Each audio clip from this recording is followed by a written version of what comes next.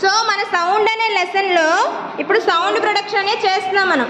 ఇప్పుడు మీరు పట్టుకునే దాన్ని ఏమంటారు? Tuning fork. ఏమంటారు?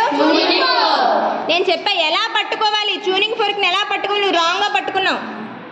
కింద పట్టుకోవాలి, అక్కడ పట్టుకోవాలి, టాంగ్స్ని పట్టుకోకూడదు. ఓకేనా? ఇప్పుడు సౌండ్ ప్రొడ్యూస్ చేయి. నానా వైబ్రేషన్స్ని ఫీల్ అవుతున్నావా? So vibrations, number of vibrations per సెకండ్ని మనం ఏమంటాము? ఫ్రీక్వెన్సీ. ఏమంటాము? Number of vibrations per second is frequency. So మీరు అందరూ ట్రై చేయండి, అందరూ సౌండ్స్ ప్రొడ్యూస్ చేయండి ట్యూనింగ్ ఫోర్క్తో. మీరు ఫీల్ అవుతున్నారా? నాన్న నువ్వు ఒక్కడ వైపు అమ్మ, ఎవరైనా అమ్మాయి సహాయం చేయండి ఈశ్వర్కి.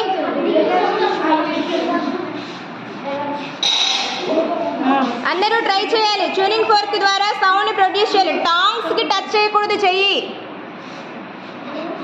ఈశ్వర్ నువ్వు రివర్స్లో కొడుతున్నావు, టాంగ్స్కి కొట్టాలి.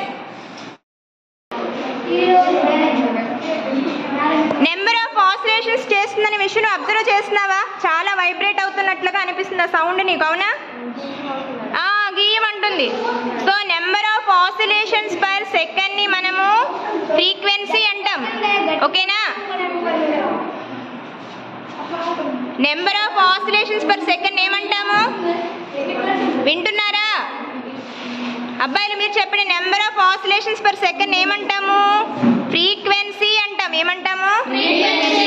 సో ఒక్కొక్క ట్యూనింగ్ ఫోర్క్కి ఒక్కొక్క ఫ్రీక్వెన్సీ ఉంటుంది. అన్నీ ఒకేలా